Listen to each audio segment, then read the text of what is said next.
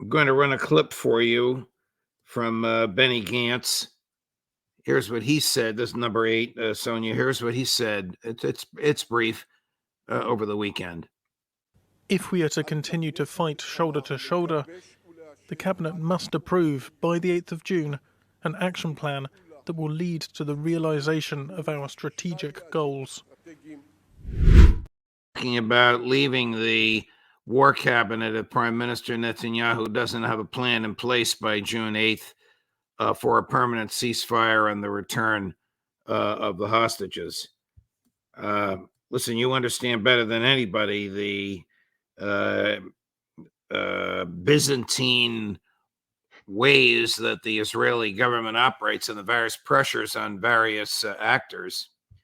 If Netanyahu quit tomorrow and Gantz became the prime minister, I don't think there'd be any material change in the slaughter in Gaza. But I'll let you address all this, Scott.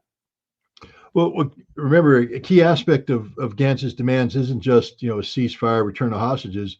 It's a plan to achieve the stated objectives, which are the military defeat of Hamas and the disenfranchisement of Hamas as a political organization. So Gantz isn't a softliner or a moderate; he's a hardliner.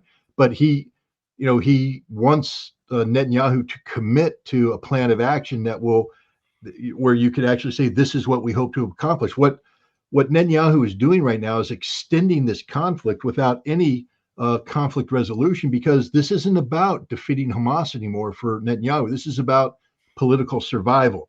And so Gantz is calling him out on that, because Gantz knows that it'll be impossible for Netanyahu to do what he asks, because that'll mean that Netanyahu is setting himself up for political failure. And if Gantz leaves the government, it'll be impossible for Netanyahu to continue this war cabinet and therefore continue a governing coalition. So,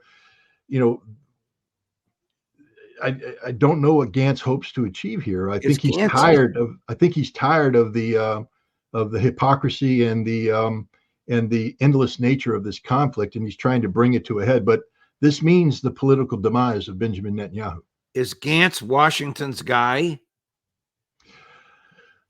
He's more of Washington's guy than Netanyahu, but Gantz has problems too. I mean, Gantz isn't.